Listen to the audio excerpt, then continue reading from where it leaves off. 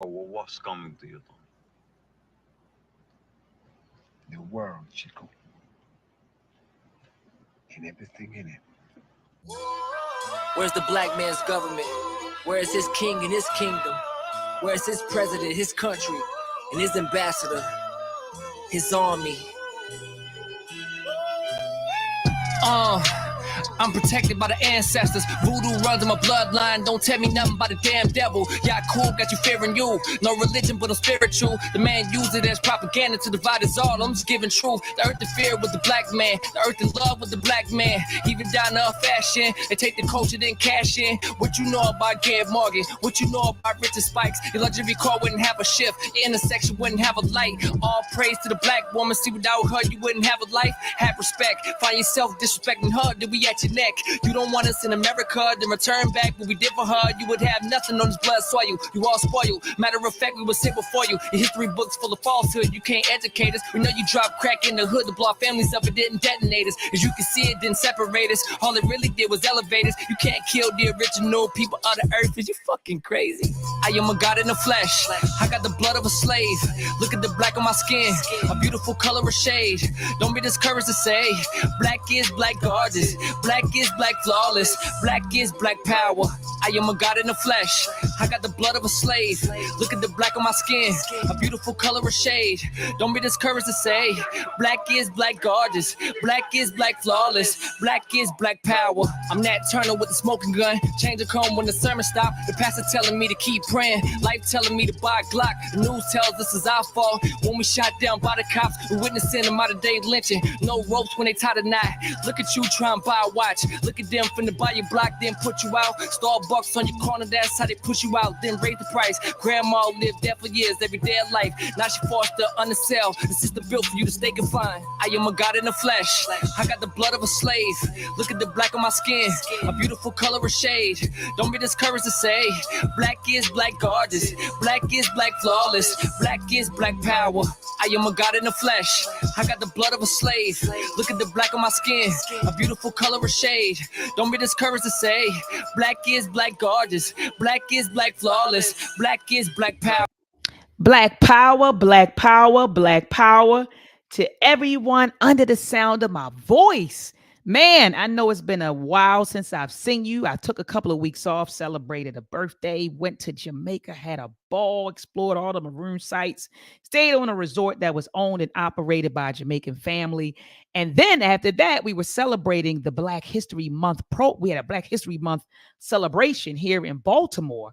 And so I was busy with that. And shout out to INSA Creations, Sister Marjorie and her husband Kennedy. We had a beautiful, beautiful celebration, And then after that, shout out to the UNIA. The UNIA just had their RBG gala this past Saturday, and they honored, several movers and shakers in Baltimore. And so I had that, so I've been on the move, family, but I missed you guys. I missed you so much. I miss coming on here and just dialoguing with you. And so let me show y'all some of the stuff really quickly before we hop into today's topic, before we get to it. Let me show you all some of the flicks. Had an opportunity to flick it up with Dr. Leonard Jeffries and his queen, Dr. Rosalind Jeffries. So this was the award, family, from the UNIA. And how cool is that, man? Like, to get an award from an organization founded by a man that I hold in very, very high regard, the Honorable Marcus Garvey. So, I mean, it was just like, wow. I was like, they honoring little old me, the Community Service Award presented to Dr. Oya Edwa Ma'at for your ongoing commitment and dedication. So, family, I mean, I was honored to be honored by such a powerful organization. Shout out to Brother Everett. He's one of the presidents of the organization. They actually have a male and female president of the organization, and particularly the chapter in Baltimore. So we had a really, really good time at the RBG Gala. The fam came out. The fam came out to support. And look at that, Baba Nati. That's a brother. Him and Mama Tabia. I hold both of them in very high regard. They're the owners of Everyone's Place, which I call the Kemet of Consciousness or the Mecca of Consciousness in Baltimore. So you see Baba Nati's in the picture, and you see to my left and right, you got Dr. Leonard and Dr. Rosalind Jeffrey. So just an honor. It was just honor, honor to be with them, family. Honor to be with them. Honor to see all of them in the flesh. And we just had a really good time. And so salute to all of the awardees. I mean, it was some powerful people being acknowledged that night. And I'm honored to even be honored, alongside those amazing folks. And I'm thinking about Mama Tabia, Dr. Asar Winkler, Mama Edna, Baba Charles, and I may have forgotten somebody else, Brother Haki Shakur. So it was a lot of folks there that were getting honored. And so congratulations to all of the awardees. But thank you so much to UNIA. I was telling Brother Everett via Facebook today, I said, receiving an award from them, it was better than the Grammys, right? Or the Oscars to me, right? It was, way better because this award is coming from our people. Ashe. So family, take a moment to thumb up the video, thumb it up, thumb it up, thumb it up. And also family, share this video. Sharing is caring. We want to each one teach one. And the way we can do that in the 21st century is by simply sharing this discussion. And you see tonight's discussion, family, was Cam Newton. So everybody knows Cam Newton. I'm sure you all did. I think he was a quarterback, North Carolina. Who was it, Baba? Was it the Panthers? I got Baba Amin in the back. Baba Amin's like, yeah. It was the North Carolina Panthers. So yeah, Cam Newton, this brother was jumped. And I thought about it. And I'm going to play the video and I'm going to show you the two people that got into it with him, who jumped him. And, he got jumped out. And I asked myself, well, is this a result of gentle parenting? Because you all know I've been talking about gentle parenting a whole lot lately. Is this a result of gentle parenting, single mothering, and or just Black degeneracy? Because there's an element of group of people in every culture, right? That's just, that does some degenerate stuff, right? But what is this a result of? You got this brother who's made it in the NFL. He's had a successful NFL career. He wants to come back to the community to give back, and he gets jumped. And he's not the first person who's decided to come back and have been violated by the very same people that he's coming back to help. And so we're going to unpack that tonight. And so I brought on here with me my Baba, my big brother, Baba Amin. I want to shout out some folks in the chat. I see Brother Tim Jones is in the building. Peace and love to you. Brother LaShawn Rush is in the building. He says, peace and blessings, family. I see Baba Gregory's in the building. He says, Sankofa, race first, Black fist in the air. I see the Queen Mother Virgo Venom is in the building. I see you, Brother Bruce Lee is in the building. Salute to you. He says, peace to the oracles and the architects. And he also says, salute to you, Dr. Maat. Peace and love to your warrior. I see Disciple Rice is in the building. Says, what's up, sis? What's up to you, Disciple Rice? I see Shabaka Sankore is in the building. Says, please check out your blog talk. Will do. I see Brother CJ Young is in the building. He says, Hotep to the family. Hotep to you. I see Mecca Makeba said, I thought this was crazy. Yeah, when I saw the video, exactly. Righteous Ron is in the building. Peace and love to you, Righteous Ron. And I also see DJ Joker's in the building. He said, much love. We are in here. All right, family. So without further ado, I'm going to bring on my brother, Baba Amin of the Uhuru Academy. Baba, peace and love to you, Baba. How are you? Please allow me to unmute myself. My name is Baba. A to the M-I. And now, what's happening? What's happening, Dr. Maat? Ain't nothing, Baba. Ain't nothing, Baba. Coming back with your Caribbean tan and what I'm saying? Getting all kind of awards and I mean, it's your season. When Christians say, "Ooh, this just must be your season." This just must be your season right now. I'm here for it, sis. I'm here for it, sis. Yeah.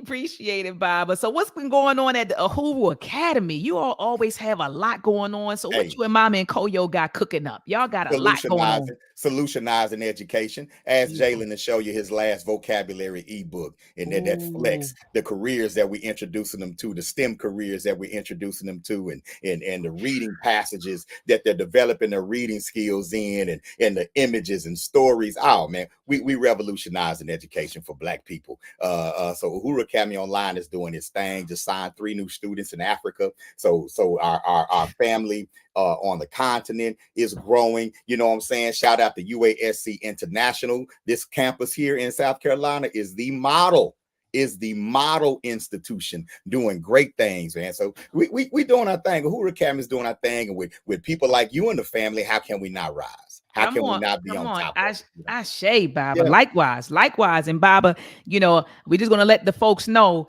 we do have a paper that's being peer reviewed right now, because we actually implemented, we actually implemented African-centered STEM education. That's right. We're pioneering that field right now, and we produced the first practical implementation of that via the UACI STEM camp.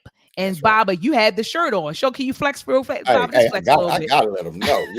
I rock my shield. You know what I'm saying? Since we're talking about branding, you know what I'm saying? I rock the shield. The UACI camp is second to none. It's second to none, and it's an honor to work on that with you and implement that, and then write the paper. I'm like, man, I went from group in the Butler Housing Projects. Now we published. What y'all talking about? You know what I'm saying? We published out here. It's gratifying. It's so gratifying to like when you came in and you was like, no, Baba, we got to document this stuff.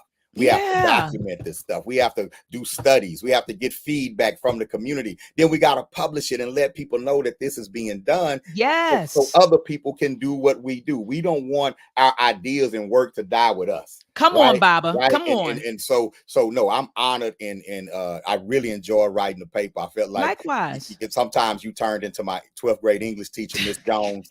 I had some flashbacks, when she used to mark that paper up and everything. But we got it done. We got it done, Baba. We got it done. I can't wait until, like you said, we just put it out there to the people, because ultimately we do want people to replicate what we did. We want UACIs all over the world. That's right. And what we've given people is the blueprint. That's right. All. We've given people the blueprint, and we've demonstrated that it works if you implement it correctly. And that's all it's about, Baba. That's all it's about. So I can't wait until we drop that paper. We will know on April the 1st if it gets accepted. I'm gonna say when it gets accepted, because it's a fire paper. Yeah, why wouldn't it get accepted? Yeah. And then it will be available sometime in June for public consumption. But family, we will keep you posted on that. Somebody said Uhuru is the guru. That's Amin, proud Uhuru Academy parent right there.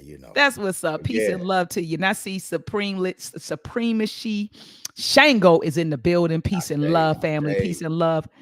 Peace and love to you. And I see someone else, right? We would teach 2 teams. They think they could beat up. I know, right? Righteous Ron. So we getting ready to hop into it, family. Let me show you all the clips, because some people might be like, what is Baba and Doc talking about? So this is the clip. This is Cam Newton, and people are having a good time, Baba, talking about this on social media. So here we go. Here's the clip, and this is what I found. And family, I'll drop the link in the chat. Here we go. We don't have all the facts. As you can see in this video, Cam Newton is getting jumped by 2 guys, and then here's another guy who comes up and tries to sucker punch him. Never is it okay to take and jump somebody. I don't know what issues these guys have or what Cam Newton said to them, but this is chump behavior right here. It's pure chump behavior. And it's crazy, man. And you can't just walk up to celebrities. There's another thing I want to mention. You can't just walk up to celebrities and say whatever you want, because guess what? They're people too, and you can catch these hands too. It's not like Cam Newton wasn't a world star athlete. Maybe he has some skills with the hands. It looked like he held his own, man. Comment below on what you guys think happened. Hit subscribe. Before you say we don't have all the facts, just want to show up one more time, Baba. No problem. By 2 guys, and then here's another guy who comes up and tries to sucker punch him. Never is it okay to take and jump somebody. I don't know what issues these guys have or what Cam Newton said to them, but this is chump behavior right here. It's pure chump behavior. It's crazy, man. And you can't just walk up to celebrities. There's another thing I want to mention. You can't just walk up to celebrities and say whatever you want. Because guess what? They're people too. And you can catch these hands too. It's not like Cam Newton wasn't a world star athlete. Maybe he has some skills with the hands. It looked like he held his own, man. Comment below on what you guys think happened. Hit subscribe. So, Baba, when this first came out, and family, I just dropped the link to the video in the chat. When this first came out, we all thought that these were children because we know that we just looking at how big he is and how he was kind of throwing them around. I thought it was kids because of the hat, but go ahead. Yeah, we thought these were teenage children, like that he was kind of like wrestling with and throwing around. So initially, everyone was like, "Oh my gosh, these ungrateful children!" He's out here trying to, he's establishing football camps and he's trying to give back. Oh my God, it's ungrateful children. So people went there initially, right? But then, Baba, this video dropped, and folks were like, "Oh man, it wasn't children; it was actually some." So-called grown men. Here we go, Baba, and they're explaining why what took place. Here we go. Right. Like what transpired, like what can make anyone like so angry, because I'm sitting here and I'm speaking to you guys and there's so much that you guys are doing for the community and you're pouring into these young men, and so it's just like, what can make something transpire like this? First and foremost, like what I want to do, I want to apologize to everybody that was out there and to the parents of not just our team, but everybody that was affected by it. That should have never happened. Like we should have been able to sit down and talk. Like there's no reason we should be yelling at each other while a game going on. Like ain't none of that necessary. So Cam has an organization. It's not just one team. He has an organization. So it's just been a lot of trash talk, from, hit more so his side, just out of nowhere, just talking crazy to us for no reason. It's like, it's not nothing new. Like I've been around bro for 5 years. So like this typical Cam Newton behavior. But Steph, you was right there. Yeah, so you was listening to the whole thing. So you heard him and you walked up. So Steph walk up there. Okay. And as I'm walking up with Steph, Cam is in Steph's face. I made y'all responsible for everything y'all do, whatever. Then he grabs Steph. Okay. So me being my little brother, and I'm walking up a flight of steps, and I see a 6'6" guy grabbing my brother. And that's the footage that everybody That's what everybody's seeing. Okay. Like, so that was the first altercation where everybody saw. Nothing else right outside of him. Okay. Outside of him. Like, nobody's seeing like how he was talking crazy for the past 2 days. Like nobody's seen that. Like, oh man, so I'm pretty sure by now. Baba, I just want to play this back again because I want people to be clear about why this transpired. So I heard that they said he's been talking trash, and this is what they're saying. He was talking trash the past couple of days, and from their position, they're saying he grabbed his brother and he saw his brother, but it started with trash talking, basically. Yeah. That's what I'm getting. Let me run it back. Let me run it back one more time. I want to know like what transpired, like what can make anyone like so angry, because I'm sitting here and I'm speaking to you guys and there's so much that you guys are doing for the community and you're pouring into these young men, and so it's just like, what can make something transpire like this? First and foremost, like what I want to do, I want to apologize to everybody that was out there and to the parents of not just our team, but everybody that was affected by it. That should have never happened. Like we should have been able to sit down and talk. Like there's no reason we should be yelling at each other while a game going on. Like ain't none of that necessary. So Cam has an organization. It's not just one team. He has an organization. So it's just been a lot of trash talk, from hit more so his side, just out of nowhere, just talking crazy to us for no reason. It's like, it's not nothing new. Like I've been around bro for 5 years. So like this typical Cam Newton behavior. But Steph, you was right there. Yeah, so you was listening to the whole thing. So you heard him and you walked up. So Steph walk up there. Okay. And as I'm walking up with Steph, Cam is in Steph's face. I made y'all responsible for everything y'all do, whatever. Then he grabs Steph. Okay. So me being my little brother, and I'm walking up a flight of steps, and I see a 6'6" guy grabbing my brother. And that's the footage that everybody That's what everybody's seeing. Okay. Like, so that was the first altercation everybody saw. Nothing else outside of him.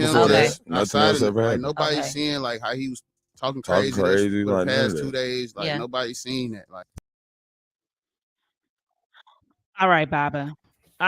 So and shout out to my IG family. I see y'all are watching on IG. Somebody said play the footage. I played it twice, so you got to go back. You got to go back and watch it. Yeah, catch the replay. I already played the footage. But Baba, What were your thoughts about the footage when you saw it, about what these brothers are saying, you know, the reason for the altercation? What was going through your mind when you saw all of this stuff, Bob? I'm gonna be honest, you know, initially I was just amused. I mean, men fight, you know, we get into it, you know. So honestly, I was first amused that they couldn't get him down. I'm like, are they playing? Oh, he must have said, y'all can't tackle me. You know, and then everybody tried to tackle him. You know how the big dude, y'all can't tackle me. So I thought they was playing the game and y'all can't tackle me. That's what I thought I was looking at. And then it was like, no, they jumped Cam and that sort of thing. I'm like, hey, they really didn't jump him. They jumped at him. But I seen people get jumped. Cam didn't get jumped. You know, they wasn't able to jump it. But so I looked down, like, okay, you know, they're about to blow this up. You know, they're about, and here come the black people shamers. You know, see, this why we can't get ahead of it. No, it's not. That's not why we can't get ahead as a people. Come on. See your black man turn another black. No, they didn't turn Cam Newton down. His bank account is still the same. You know what I'm saying? And then when I saw the response from the people, you know, from the coaches saying that, you know, I read a little bit. They all have been a part of Cam's youth football organization. At one time, that particular coach was a coach on Cam's team. He left and started his own team. They continued to compete. Cam is trash talking. Competitors talk trash. The brothers, you know, them beat Cam team by 3-4 times in a row. Cam probably hot. He's still talking, you know, talking to trash or whatever. And what strikes me about what they say is, children do this. My students do this, right? I apologize. This shouldn't have happened, but he was talking about me. You grown. Come on, Baba. You can't just be talking trash about people. Yes, you can talk trash about people. It's called the freedom of speech. We've fallen into this thing where it says, you know, if you talking, I have to respond. No, you don't. You really don't have to respond. In that situation, since you won the game, that's a teachable moment to teach your children. He mad, but we not going to respond. We're going to respond on the field, get on the bus, and go back to the house. Then he say, you know, my brother went up to him, and next thing I know, Cam grabbed him. Well, how close did your brother get? Come on. Did your brother violate that brother's personal space? How close did your brother get? You know, and so, you know, you just think, so you nullified your whole apology because you turned around and tried to justify the action. So your apology isn't sincere because now you want to convince us that you had a reason to get violent, right? You had a reason to take it across that threshold. If you're not trying to make it look like it was self-defense, but it looks to me like it was trash talk on both sides. Egos got overblown, and it turned into that situation. That's what it looked like to me. You know, and so that's my initial reaction. Of course, you know, somebody rich, you get in their face and they grab you, you gonna run and say they grabbed me first because it might be a bag at the end of that. Come on, facts. Exactly. Exactly. And you made a good point. How close did he get to the point where I am grabbing you? How close did you get? When I saw it, like I said, Baba, earlier, I thought these were children. I looked, my cousin sent me the video late last night. Shout out to Truck Life Lou. He sent me the daggone video. And I was like, oh my gosh, these children, what are they doing? And he was just throwing them around like little rag dogs, just throwing them around. And I said, daggone, why? I said, what made these children start fighting Cam Newton? I know he's doing a lot in the community. Why would they? So I was thinking about that. And I was like, oh my gosh, look just how ungrateful folks are. You know, and I went there. Oh, this generation is just ungrateful. They're disrespectful. I went there. And then about 5-something in the morning, my cousin sent me the new video of the guys explaining that we were, he was talking trash. And in my mind, I was like, man, this is football, right? Like that's what guys do. Now I'm not in the guy world, but I've been around enough of them to know that I remember my father used to tell me, he said, baby, we talk a different language. I was about 15 or 16 years old and I was out with my father, and he said, I mean, Baba, he was just nasty to the guy, in my opinion. Okay. From a female perspective, I'm like, Pops, like you were really nasty. He's like, nah, baby, that's how we talk. You know, that's how we talk. He understood what I was talking about. He said, we have our own language. He understood, baby. And that's when I realized that we as women may look and say, dang, God, that's harsh, man. Why are you talking to them like that? But you all communicate different. Men communicate different with other men. And and you all can be, in my opinion, a bit brutal, a bit harsh. when you all no holds barred. Yeah, y'all do. Especially when we competing. No holds barred. Bob, it's terrible. Yeah. Like, if you ever watch, and I don't know how many sisters, and shout out to the sisters that do, just sit on the sideline and listen and watch. Go to a basketball, football game and just listen. Yeah. Men talk a lot of trash. Now, let me tell you about your boy Jalen Baba. Moved into a new neighborhood some years ago. Jalen goes down to the basketball court, right? And so the first time he goes down to the basketball court, he probably be mad that I'm telling you this story. First time he goes down to the basketball court, Jalen gets into a fight, right? And he comes home and he's like, yeah, I got into a fight. And I was like, well, what, Jalen? Why? The guy was talking trash. And Jalen is not used to guys talking trash to him. He's not used to being around guys and they're talking trash. And this is before he started playing football and basketball. This is before then. So he had no idea how it goes. So he's thinking, man, this guy wants to fight me. So he started fighting at the basketball court. We running down there trying to get him and running down the hill trying to get Jalen. But he wasn't used to that. And I said, baby, the man world is competitive. It's aggressive. And it's brutal. And I say, see, you're used to how I communicate with you, how the women in the family, how we communicate with you, right? You're not used to being out there and somebody's calling you out your name or man, you a sucker, you this, you that, man, you a scrub, you this. Yeah, you're not used to that. And so Jalen had to develop thick skin as he started navigating the man space, and even he started playing football and basketball. And now he's okay. He understands that that's just what guys do. But initially he didn't know. So I was taken back by these guys. And I was wondering, I said, well, how were they raised? Right? Because I know it's some sisters in the chat, man. Why you got to bring up single mothering, Dr. Maat? Why you got to bring up gentle parenting, Dr. Maat? I was wondering, how were these guys raised? You get what I'm saying, Baba? Yeah. Because when guys are raised around guys, when men are raised by other men, right?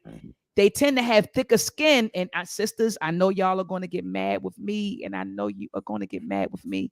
But I've seen it. I've seen it in my classroom. I can tell a student who is surrounded by men, and it may not even be his dad. It may be his uncles or his brothers or his cousins or his granddad. But I can tell when young men have a man in their lives. They have thicker skin. They're not as sensitive. They're not as emotional. So I started wondering, Bob, I said, daggone, who raised these dudes? That's what I was wondering. Did they have a dad, a granddad, an uncle in their lives to kind of let them know? Because typically, like you said, Bob, ain't nobody getting mad about dudes trash talking. Nobody get mad about that. You trash talk back. That's what you do. You just trash talk back. And if you come out your bag over it, then you lost already because you done came out your bag. And I was laughing because just this morning, I'm waking up the children. Uhuru, who's 11 now, he was moving kind of slow. So I'm like, Uhuru, get up, man. Let's make it happen. It's got to go down. And he came down the stairs. I'm like, get up. Let's make it happen. And here comes Nkoyo.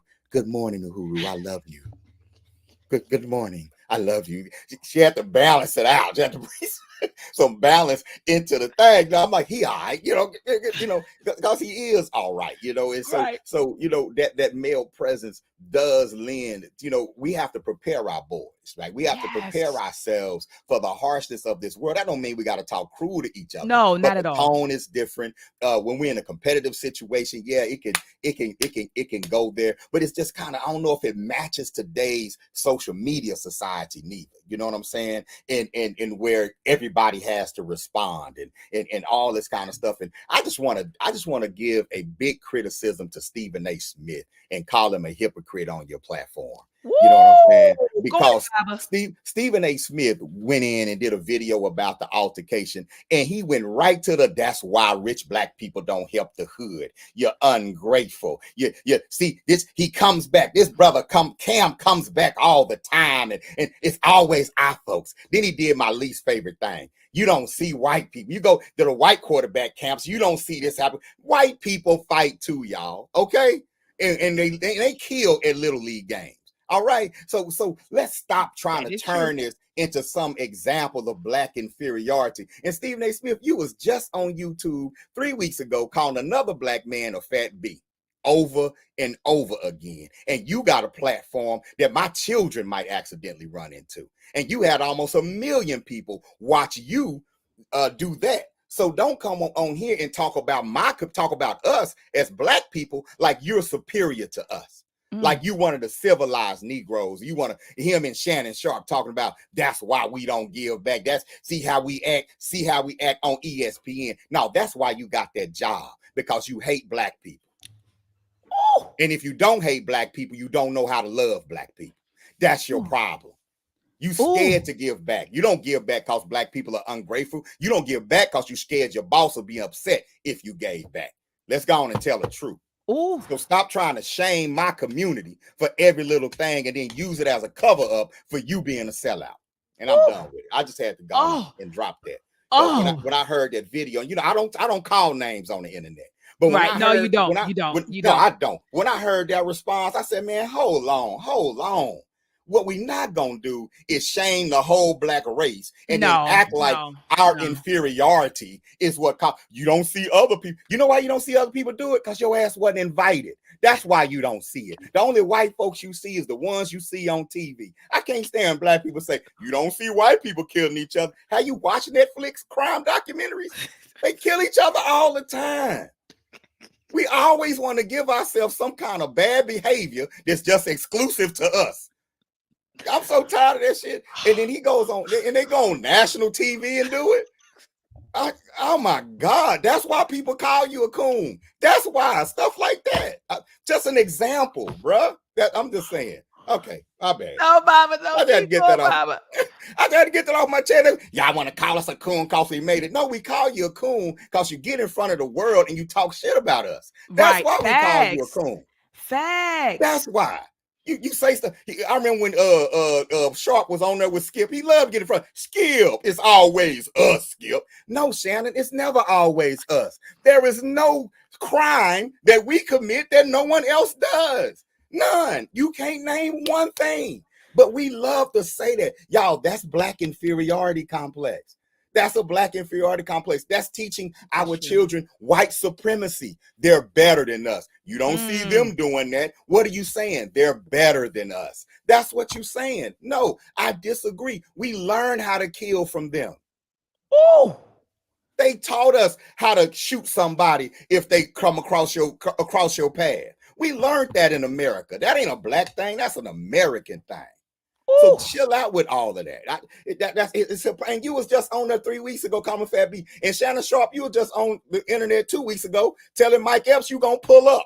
He sure did. He sure did, you Baba. He sure did. You older than me using my kids' slang. Yeah, we too old. We don't pull up. We 50-something. Oh yeah, I'm gonna pull up. Let's pull up. That's not our word. Get that back to the babies. That's not ours.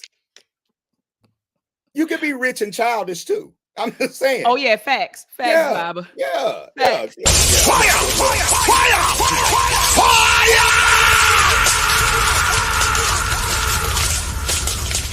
You can still walk up. Somebody pull up. Yeah. Hey, Baba, I'm gonna change the title to Cam Newton gets jumped. Baba Amin goes in on Stephen A. Smith and Shannon Sharpe. Baba, do better, man. Y'all got to do better. Stop shaming your community. Stop shaming your people on national TV. You ain't helping nobody. That didn't motivate no black people. That made black people feel less than. That separates. That divides us even more. Because now we riding down shame of looking at each other like, yeah, you the reason white people don't like us. No, you the reason white people don't like us. You the reason racism here. Everybody trying to be the special Negro. All of us are the reason, okay? Yeah, it ain't got nothing to do with that. You the reason. I can't. But Baba, let me ask you a question. So what about people will throw out examples and say, all right, Baba, so you got this issue, you know, with we see what happened with Cam Newton, but then, you know, look what happened with young Dolph. Look what happened with, you know, Nipsey Hussle in Baltimore, another rapper who came back. He was just recently murdered. So how would you explain that, Baba? Like what is the cause for those things? Because you do see celebrities coming back and then things happening. I mean, but things happen every day. I mean, let's be clear. So what would you say about that when people start naming multiple cases and say, well, what about young Dolph? What about Nipsey Hussle? What about Cam Newton? What about that Baltimore rapper that came back?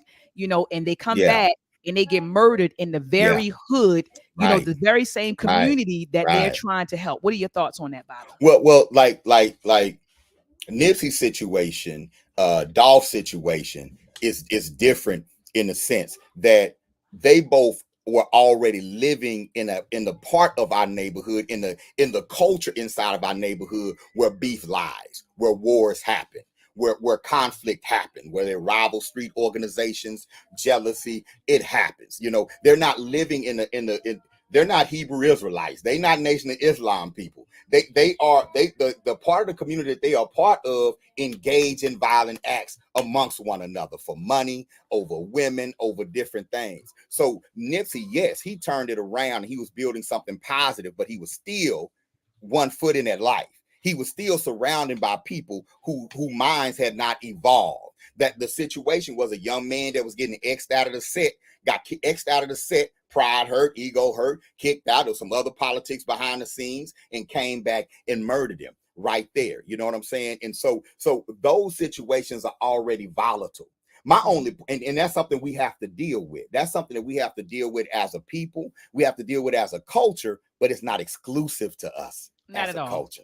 You know what I'm saying? But it's definitely something that we have to continue to deal with. We live in a violent society. Poverty is violent. Being hungry is violent. Right.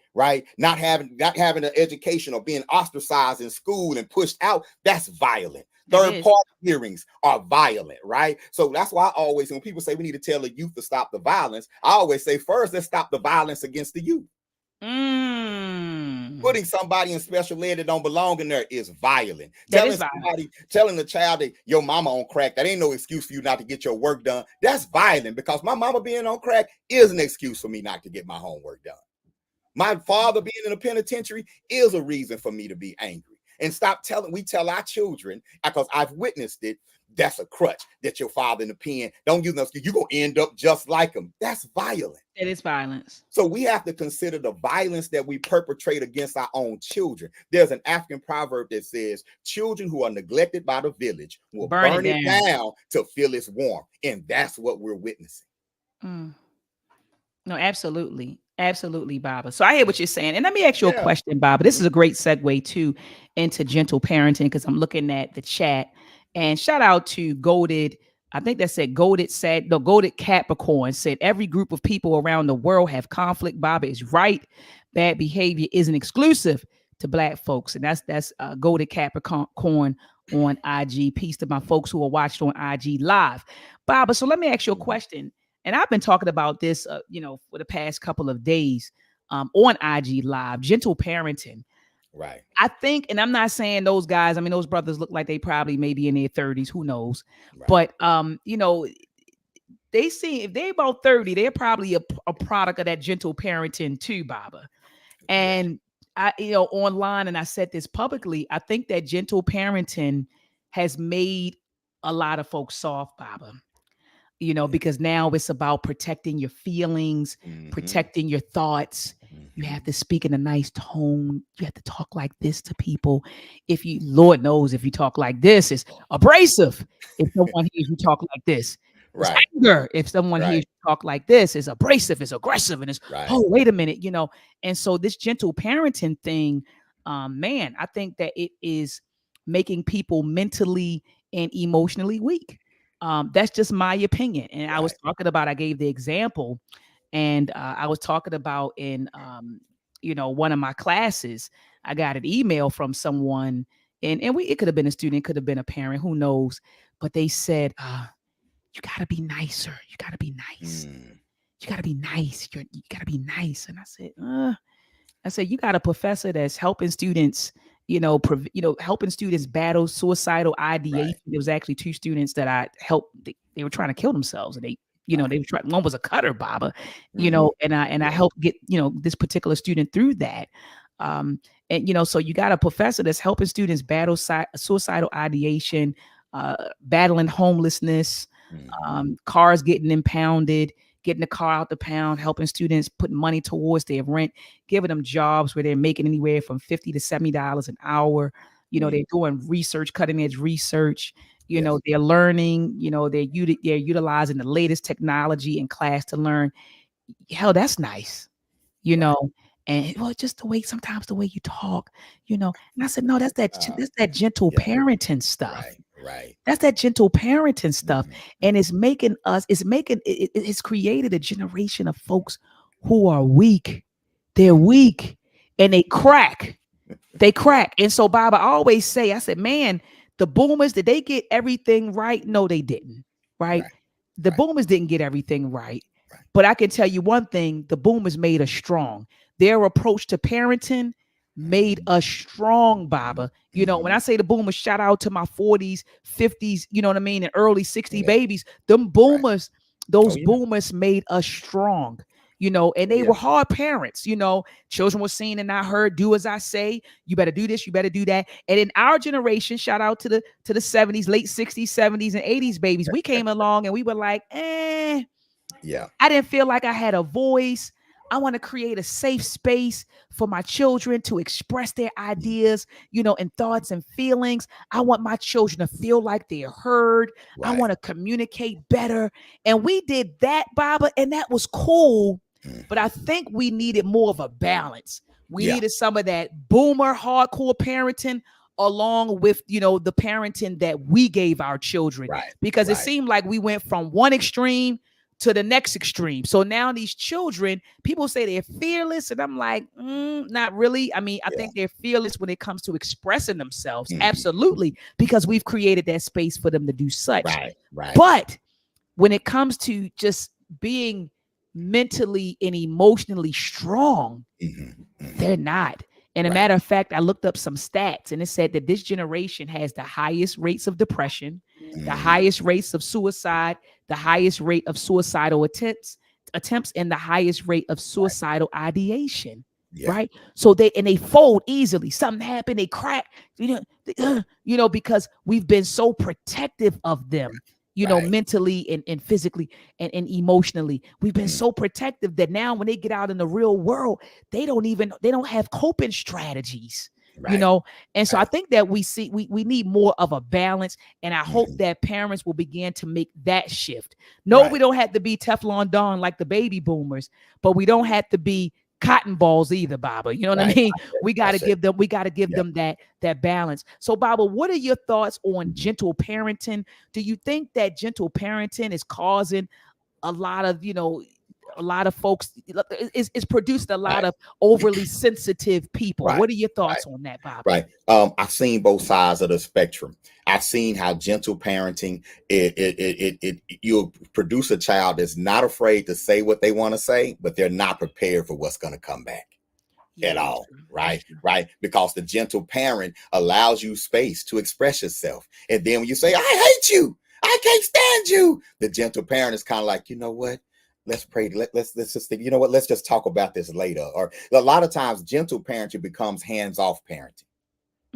Right. And that hands-off parent, you're not listening to what they're listening to. You don't know what type of music they're listening to. You don't know what type of messages that they're receiving because you're respecting their space. You don't know if their belief system mirrors your belief system at all because you're respecting their space. You're not violating their space. You're allowing them to figure it out on their own. And then when you don't like the results, you're confused. I gave you everything. How could you be doing this to me? Well, in your midst of giving me everything, you gave me so much space that the world began to teach me things that you would never teach me. The world began to show me things, and the world don't think like you. And the world looks flashier. The world is funny. The world got good music. The world got all this stuff that you don't have. So you don't know what you're talking about. And you won't stand on. And I've even seen children become adults and turn around and look at their parents and say, if you'd have been harder on me, I wouldn't have turned out like this. I've seen that. I've seen parents who are too heavy-handed on their children, right? And then they produce a never try. You know, they produce a young person who's afraid to do anything, afraid to take any chances. They end up underemployed or unemployed, you know, or timid and won't express themselves at all. So you have to find that balance. And we had that balance within our culture already when we got here. We lost that balance when we wanted to assimilate and begin to integrate into the larger society. So when we used to go to the store and I'm like, Mama, can I get some M&M? And she'll pinch me real good right there. Why don't you and talk on don't you ask for another bag of M&M? And you do that quiet cry. like that, and then you straighten up, you know. But then I look over there and little Timmy, Mom, I want some M&Ms. Timmy, I said we weren't gonna get any. I hate you. Give me some. Oh, Timmy, you know what I'm saying? And, and we saw those differences. Now we want to be that mom now. Some of us want to be that. Some of us want to be that, and we're starting to get that treatment in our community. We're not used to that. And it throws us off because I've seen single mothers that try to do the gentle parenting thing, but then they get triggered. What happened, Baba? They'll get triggered. They be, look, I want you to, I respect your feelings. Now, mama, all right, look here, you little motherfucker. This is what we going. And now you're confused. Now you got a fight on your hand because you haven't been laying the hammer down, but now you want to lay the hammer down after everything builds up. But once you let it build up, it's too late. Now you got this, now you over punishing. They not taking you serious, and you got this back and forth going on, and it damages the relationship. Y'all, we got to put our families back together. Come on. We got to figure this thing out. You know, I thank God, my wife and I, we've been together 17 years, but we've also both been quote unquote single parents. You know what I'm saying? And there is a difference. It's great to have someone there that can balance things out, right? And that's what that family unit is for. Mm-hmm. Those brothers look like, well, number one, I know that nobody teach them how to fight. Now, I don't know who raised. Oh, Baba, you could tell that they doing all this. Yeah, I was like, oh no, ain't nobody teach them how to fight. Okay, no, not at all, Baba. You know, nobody teach them how to fight. You know, and then him explaining that they upset because Cam was talking noise. I made you and all that kind. Well, I mean, that's what the rich guys gonna say when your kids are beating them on when you're showing that you're a better coach. The rich guy who funded it, he gonna talk no. Well, I funded the whole. Let him have that. He did fund the whole thing. Let him have that. You sure did. That's why my team whooping yours. Like they had so much leverage in the noise talking area, they didn't use it. No, so now you up in his face. Now y'all in this altercation. And when I get dragged like that, I ain't doing no interview afterward. These dudes is different. That's another thing that made me think that he wasn't raised by no man. Cause you get ragged on like that, you want the shit to die down. You gonna you know what I'm saying? Like y'all did not represent well at all, you know. But the gentle parenting, like I say, as a parent, man, there is no handbook, but you got to bring balance into your household one way or another. You know what I'm saying? You could be a single mother. You don't have to be you don't have to parent alone. The village should be parenting with you, with us. Absolutely. You know what I'm saying? And so lean on that village. Find strong men in your village that ain't on no sexual thing, mama. That's just sincere about working with young people. And I don't want that to get lost in the sauce, that these are men who are attempting to work with young people, but they need to know from a veteran, from working with young boys, you can't be them and reach them. Absolutely. Absolutely. Yeah, you got to be a man if you're going to train a boy into manhood. And you don't have the luxury of trash talking across the parking lot, Cam Newton and them. You don't got the luxury of fighting. And you can't do that because now you can't tell them not to do that. Right. Right. So that's real talk. Yeah. You can't tell them not to do it. Real talk. Brother Rashid said, Dr. Maat, do you think how society perceives black boys plays into the gentle attitude? Absolutely. I think so. Yeah, because like black boys don't get a chance just to be black boys, right? You know, they go out here, they're seen as a threat and they're treated as grown men. And so I do think that we tend to, you know, at least especially mothers, black mothers tend to coddle them a little bit more because you like at home, that's my baby. Like that's your baby. You know what I mean? And in the household. And yeah, you do coddle them a little more because when they leave you, they don't get that. You know, when they step into the world, they're a threat and they're perceived as a threat. They're a target, you know, and they're treated like grown men, you know. So and it goes back to the plantation, right, Doc?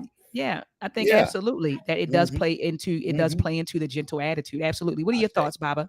Well, you know, black women have been protecting black men since we've been here. You all have been our number one protectors. You know, when we walk out that door, you were walking into a world that hates us. We're walking into a society that targets us, right? And so when you can't teach us how to deal with that society, or when you're powerless to change the society, you almost want to help us avoid it. Yeah. You almost want to help us to avoid life. to avoid hardships, to avoid challenges. And that's not how we're going to grow as a community. We have to face our challenges. We have to deal with our hardships. We have to raise warriors, right? But you can't raise a warrior if you're not at war. If you don't see it as something that we need to overcome. If you're just surviving, then you're going to raise your children to do what? Survive. Survive, absolutely. You know what I'm saying? And you know, for those that are in our community that are that'll do anything, that'll sell drugs or organize a street organization, steal, that sort of thing. In their minds, they are out there fighting. They're out there, they're doing whatever it takes. They're risking their life every day, even though it's harming other Black people, even though it's harming the community. When has the community at large showed gentleness to them? Come on, that's true. You know, when has the community at large really said, when it embraced them as boys and say, no, we're not going to lose you to the streets. Whatever we have to do, we're not going to lose you to the streets. When have they seen us down there at City Hall yelling at the school district, stop putting our babies in jail? Why are you giving millions of dollars to the juvenile detention center and $100,000 to the prevention programs? Why are you doing this? Stop doing it. Stop criminalizing. Are we fighting like that? Are we pulling? I would wish we need to be acting like that. We need to be jumping on some superintendents the way the dudes were jumping on Cam. Right, Baba. Right, Baba. That's real. Yeah, we have reasons to be unruly, but we're afraid to show that energy in areas where we need that energy. But guess what? Pressure busts pipes. It just comes. It's gonna come out regardless. So it comes out in ignorant ways and in other ways because many of us feel the only people we can fight is us without getting in major trouble. That's facts. That's facts, Baba. Yeah, that's facts. Those Black men, they got to be mad at how other communities are monopolizing and exploiting all that Black talent. All them Black boys you got on that football field, the ones that are good, the Nick Sabans and these white coaches of the world, they looking to get them boys and wear their knees out in college and send them right back to the neighborhood where you got them from. It's a whole system out there ready to exploit them boys, all of them. And that's where your anger really is aimed at, but you don't know how to fight that system that you're a part of. That's a fact. That's a fact. That's a fact. Brother David Primo said the Black community, shout out to Brother David Primo. He's on IG. He said the Black community from 60 to 90 is not the same Black community it is today. This is why even the Black speakers are stuck. Kwame Ture prophesized it. So he's saying that it's a whole different ball game out there, Baba. That's what that brother David Primo is saying, that it's a whole nother ball game out there. Someone said, brother, Beautiful Mind, she says, nothing is better than a Black man. And so Ashe LT Broadway says selective outrage. Absolutely selective outrage. Even the response to the video is selective outrage. That mess that Stephen A was talking about, that's all selective outrage. You understand what I'm saying? And fake outrage. That it's easy to be mad at Black people. It's easy to criticize. We love to talk. It just trips us out. The biggest Jedi mind trick to me is how we can say all these bad things about Black people and be Black at the same time and not think we're talking about ourselves. I ain't talking about, the rest of y'all be tripping. Now, if we tripping, guess what? You tripping too. If we violent, you violent too. You know, and so it is the selective outrage, right? And like I said, they have a whole system to fight if they want to fight. Fight the athletic systems in America. Fight the NCAA. Fight the NFL, fight the AAU. You know what I'm saying? Why we don't run AAU basketball? AAU is run by people from outside our community, but we make up all of the talent in those leagues. Absolutely. Why do we keep letting people put our community in lottery situations where the only way you make it is if you one of the few, if you hit the lottery? We keep allowing them to, man, you might could play D1, right? So everybody will play D, and if you don't get to play D1, you're a failure. Oh, man, I thought you was going to go pro. No, man, I just wanted to be a pharmacist. I just use football to pay for my education. Why are we not putting that? And I know some great coaches out there, you know what I'm saying, especially out here in South Carolina, some great coaches, shout out to D. Wiley, that make sure that they're teaching the other side of sports how to be a teammate, how to push yourself to the limits and go beyond. how to be a good sport and accept defeat graciously and brush yourself off and get up again. Those transferable skills that you need in life. That's what competition is for. It's not for trophies. It's not for championships. That's a horrible message. The championship is becoming a more disciplined person. That's the championship in sports. And we're losing that. We've lost that because of this lottery mentality. I might make it to the NFL. And then they get to the NFL with these overinflated egos, been gently parented all their life. Because all you got to do to be spoiled in the black neighborhoods is be fast and jump high. You've been coddled all your life. Now you got $1 million and you the easiest sucker to set up in the world because you leading with your ego. So here come a little white girl that's gonna make you marry you and then divorce you to get half, to get all your money. Right? Here come the homeboy that you don't know how to say, I'm not really a gangster. Can you not be a gangster around me? You can't do that. You're not strong enough to do that. So now they doing ignorant stuff and messing with your money. Right? Here come the owners and the agents and everybody getting something from you. Everybody. And you don't know how to defend yourself. And now you got 85% of black professional athletes go broke within 6 years of leaving the league. And that's because of the mental aspect of it, the character development aspect of it, the support system aspect of it that's not there. We think just getting the money is the success. Money is dangerous for a fool to have. Come on, Baba. Money in the hands of a fool is dangerous. He's a danger to himself. He's a danger to his community. Shout out to Cam for having the wherewithal, having a support system around him that says, look, give back to the community. Even if there's holes in his game, right? And how he's doing it, he has the wherewithal to go and try to do something with what he has. But it's not just about the money. The mental got to be there too. That's right, Baba. Ashe. The mentality has to be there, man. So shout out to all the brothers lifting up our boys. But if you lifting up our boys, make sure you putting the time in to lift up yourself. If you're a coach, you need to be reading something outside of the playbook. Don't forget about your own character development. All right. Speaking of, and I can say that because the Uhuru Academy has been around here since 2010, and there's a whole bunch of people I want to cuss out, but I can't do it because I got to face these children each and every day. There's a whole bunch of people. I used to make the parents laugh in the staff meeting. I used to make my homies laugh. And they be like, Bobby, you don't be fighting. I don't, but I be dreaming about slapping people. I do. I have whole dreams about walking up to somebody just jack slapping them. Yeah. But I can't do it. And I won't do it. If I got to sacrifice something, I'm going to sacrifice that for my community. And that's why the Uhuru Academy has been here for 14 years. You know what I'm saying? Fully supported by us, by our community. All right. We've never missed a day of class. Now we're an international program. Now we're training other communities to build their own African Center schools. And guess what, Dr. Mayat? Just this past week, my hometown school district called me to ask me if I could come and teach their teachers to do what I do. I'm not surprised, Baba. It happens when you're a master teacher. I'm not surprised. Brush your shoulder off, Baba. I'm not surprised.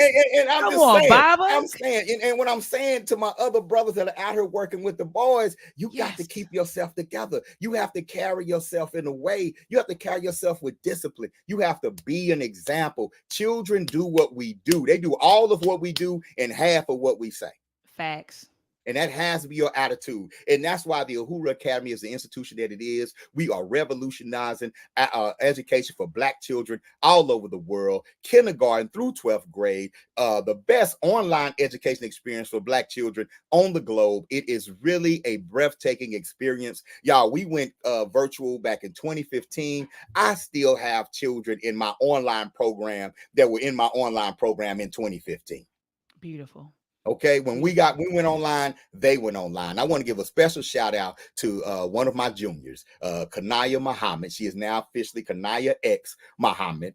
She chose, and she's been with us since kindergarten. right? And of Beautiful. course, her family, they're in the Nation of Islam. And when they become of age, they get to choose whether or not they want to just continue to be Muslims or actually join the nation as a registered member and take on the task. At 16, she decided to join the nation. Beautiful. She studied, she earned her X, and she graduated at Savior's Day this past Sunday.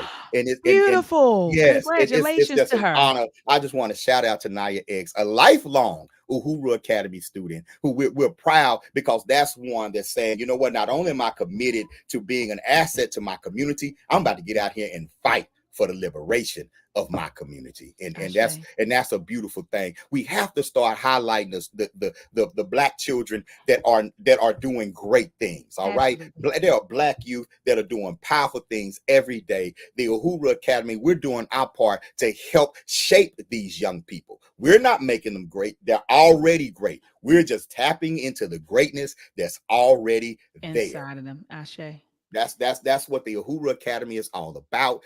Get at me, holler at us. Yes, you can pull your baby out tomorrow on Wednesday and have them in the Uhuru Academy by Thursday. You really could. There's really a way to do that. You know what I'm saying? You can liberate your child if you're already homeschooling, but you're sitting there like this. I'm sending these kids back. Don't send them back yet. Call me. I'll understand what you're going through. Call the Uhuru Academy. Let's work this thing out. Liberation through education. That's where it begins. That's if Cam would have went to the Uhuru Academy, he wouldn't been yelling at them boys talking about I made y'all, because that's not the character that we teach. If those coaches would have went to the Uhuru Academy, one or two things would have happened. Number one, they never would have fought Cam, and number two, if they would have, they'd have won because we teach self-defense. All right. So even if you think they was right, you better put your babies in the Uhuru Academy. So when they coach and a 6'7", 250-pound man start talking noise, they won't get ragdolled on the internet. All right. And so, yeah, I'm laughing, absolutely. but it is what it is. African-centered education built around our experience in the world. We do it unapologetically. We are raising global citizens, global leaders, but we can't do it without you. All right. So donate to the Uhuru Academy. $ Uhuru Academy is the cash app, or you could become an Uhuru Academy patron at patreon.com/Uhuru Academy. Shout out to Arms Marketplace, our latest corporate sponsor, who's financing our new online learning platform that's going to be that we're going to be launching this year. We're working towards getting accredited trade and vocation degrees as a part of our program. Man, we ain't playing no games, Dr. Maat. And we rocking with conscious ingenuity. I already know, Baba. And we partner with conscious ingenuity. You want STEM education? Okay, we ain't got nothing but a black engineer factory partnering with us. You know what I'm saying? We just partnered with somebody who creates black engineers. Well, okay, all right. So now look, y'all, this charm is only gonna take me so far. Y'all gonna have to come on and help me pay these people so we keep them around. All right, because my good looks and my charm is only gonna get us so far. All right, it's got us 14 years. Well, my wife is fine, so it's probably her looks and my charm. But we made it 14 years. We're gonna be here for 100 more years, and we love what we do.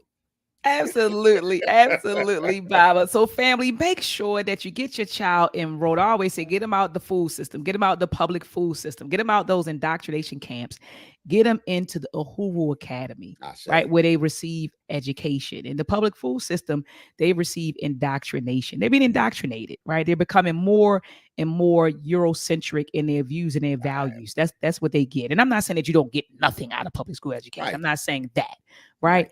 But why not put your child into an environment that is centered around us, our history, our culture, our psychology, our interests, right?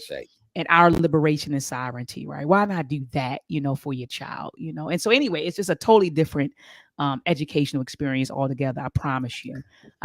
So family, you won't be disappointed. Just visit uhuruacademy.com. Okay. And if you didn't see it, when I showed the website, make sure that you go to the description underneath this video. All of the descriptions underneath my video, you see uhuruacademy.com. So you can go to any of my videos and you'll see number one online Black educational institution for children, uhuruacademy.com. So make sure that if you didn't catch the link while you're watching this video and you don't feel like rewinding it, just after the video, go to the description and you'll see a link to Baba's school. All right. So, family, make sure that you get your children enrolled. And also, family, this summer, get your child enrolled in the UACI Summer STEM Camp.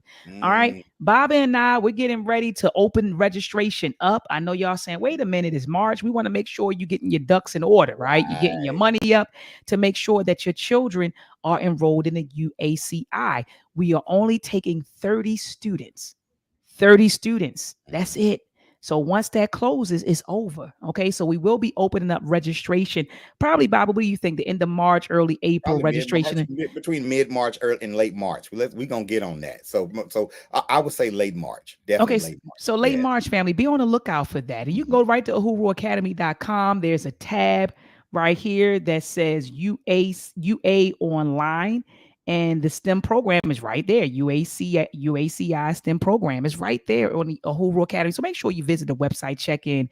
So when the registration opens up, you can fill out the form and make sure that you can secure a spot for your child. Baba, do you have any closing words for the listening audience? Well, first, I want to thank the Creator and the ancestors just for being here. I've had a great time. And then I want to thank you, Dr. Maat, for everything that you do for our community, for our people. I love your family. I want to thank your family for you, and please, they've done such a great job with you, and you all are doing such a great job with your children. Just thank you for everything that you do. As far as Black people, I'm going to say, man, keep your head up. All right, keep your head up. Don't let these jokers that got a little piece of change or whatever shame you. If you're a working class Black man, if you're a working class Black woman, and you get up every day and do what you can to take care of your family and take care of yourself, you keep your head up and your chest out, because you the real MVP. Don't let these people call you broke. Tell them I might be broke, but you broken. Ooh, that's what you tell them. All right, because you're not broken. You know what I'm saying? And so don't do it, and don't pass that attitude on to our children. The working class Black man and working class Black woman is so disrespected in this country. And we spend so much time trying to pretend like we're not that we miss out on the pride that goes along with being that. Shout out to Cam for giving back to the community, but shout out to the brother that drive a truck and still take time out to go coach, or the brother who works a custodian job, but he still takes time out to go coach and does not get paid, and is there for the students every month and putting equipment in the trunk of his car that need a new radiator and all that kind of stuff. Those are the shout out to them brothers and those sisters who are doing the same thing that don't get any run. Don't nobody want to make a TV show about you. They don't want to make a movie about you. They don't want to highlight you. But the working class Black man and working class Black woman is still holding this thing together. And I don't want any of us walking around with our head down, feeling like we ashamed, because those who up top, they can't be there without you. And as soon as you stop liking them and supporting them, they masters is going to kick them to the curb. Facts, Baba. Goodness gracious, Baba, you was on fire tonight. Well, Baba, I want to say to you, thank you for all that you do. Baba, I was talking about two people that I hold in very high regard. I'm talking about the more than two people, but I was actually highlighting these two people. And it was you and Baba Emotep, the both of you. And I was talking about you all, and I said, these brothers, they walk it how they talk it. And I mean, when I say walk it how they talk it, you all really walk it how you talk it. You talk about being a father, a husband, an institution builder, a community activist, a man of good character. And Baba, you're all of those things. And I mean, Baba, I've seen this consistently. You know, like when you meet somebody and the first year is like, oh, okay. The second year, oh, okay. And then you keep getting to know the person who you show up as. You've always been. You are authentic in who you are, and you walk it how you talk it. And I appreciate that. I appreciate the time, the energy, your energy, your wisdom. You're a very busy man. You could be anywhere. You have a whole family, wife, community, school, people pulling you, come over here, train my teachers, do this, write the curriculum for this. You could have been anywhere tonight. But when I called you, said, Baba, can you help me unpack this topic? You took an hour out of your time to be here with me. And I don't take that lightly. And so I thank you for your time, your energy, your wisdom. Baba, I thank you for all that you have done and all that you are doing for our people, especially our babies. You work with our babies. You work with our babies all year. You don't take a break. It's the academic year. Then you're with them throughout the summer, Baba. Yes, and this has been years. And I had a conversation with Brother Unc about you. And he was like, yeah, I remember when they started that up in Texas. Yeah. So you've been consistent, Baba, for decades. Mm-hmm. Yes. Come on, Baba. Yes, and so, I salute you. I thank you. And I honor you, Baba, for who you are and what you have contributed and what you are contributing to our community. Family, right now, take a moment out to thumb up this video. Thumb it up, thumb it up, thumb it up. Also share this video. Sharing is caring. We want each one teach one. And the way we can do that in the 21st century is simply sharing it. So if you're on Facebook, post the link. If you're on Twitter, tweet the link. If you're on IG, share the live, DM the live, right? Go in your story, put the link there. Let them know that Baba and Doc was live. All right. And let's get this word out. Family, also, if you're on Instagram or Facebook, I'm glad that you're watching me on these platforms or you're watching us on these platforms. But make sure, family, that you head on over to Dr. Oya Edward Maat's YouTube channel. Subscribe to the channel, hit the notification bell so that whenever I go live, you're notified. And head on over to the Uhuru Academy YouTube channel and subscribe to the channel. Hit the notification bell so that whenever Baba goes live, you receive a notification, family, okay? All right, family, join me back here at 7 p.m. Eastern Standard Time on Thursday. Baba, I'm giving out the Tap Dancer of the Week award. It's going to be a nice tap. You know how Charlemagne the God has the donkey of the day? Yeah. I got Tap Dancers of the Week, and I got 2 of them. I'm giving them out. I'm giving out the award on Thursday at 7 p.m. Eastern Standard Time. I can't miss that. Bob, it's going to be funny. It's a Tap Dance Award. I'm giving it out to two black politicians.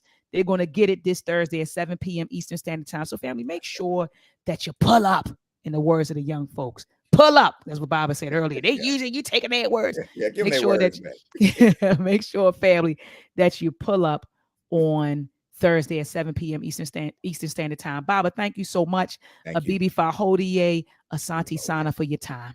Karibu. Well, what's coming to you, Tony? The world, Chico. And everything in it. Where's the black man's government? Where's his king and his kingdom? Where's his president, his country, and his ambassador, his army? I'm protected by the ancestors. Voodoo runs in my bloodline. Don't tell me nothing about the damn devil. Yeah, cool, got you fearing you. No religion, but I'm spiritual. The man used it as propaganda to divide us all. I'm just giving truth. The earth in fear with the black man. The earth in love with the black man. Even down to fashion. They take the culture, then cash in. What you know about Gary Morgan? What you know about Richard Spikes? Your luxury car wouldn't have a shift. Your intersection wouldn't have a light. All praise to the black woman. See, without her, you wouldn't have a life. Have respect. Find yourself disrespecting her. Then we at your neck. You don't want us in America, then return back what we did for her. You would have nothing on this blood soil. You all spoiled. Matter of fact, we would say before you. Your history books full of falsehood. You can't educate us. We know you dropped crack in the hood. The blow our families up, it didn't detonate us. As you can see, it didn't separate us. All it really did was elevate us. You can't kill the original people of the earth. Is you fucking crazy? I am a god in the flesh. I got the blood of a slave. Look at the black on my skin. A beautiful color of shade. Don't be discouraged to say black is black gorgeous. Black is black flawless. Black is black power. I am a god in the flesh. I got the blood of a slave. Look at the black on my skin. A beautiful color of shade. Don't be discouraged to say black is black gorgeous. Black is black flawless. Black is black power. I'm Nat Turner with the smoking gun. Change the cone when the sermon stop. The pastor telling me to keep praying. Life telling me to buy a Glock. The news tells us it's our fault. When we shot down by the cops, we witnessing a modern day lynching. No ropes when they tie the knot. Look at you trying to buy a watch. Look at them finna buy your block, then put you out. Starbucks on your corner, that's how they push push you out, then raise the price. Grandma lived there for years, every day of life. Now she forced to undersell. The system built for you to stay confined. I am a God in the flesh. I got the blood of a slave. Look at the black on my skin, a beautiful color of shade. Don't be discouraged to say, black is black gorgeous, black is black flawless, black is black power. I am a God in the flesh. I got the blood of a slave. Look at the black on my skin, a beautiful color of shade. Don't be discouraged to say, black is black gorgeous, black is black flawless, black is black power.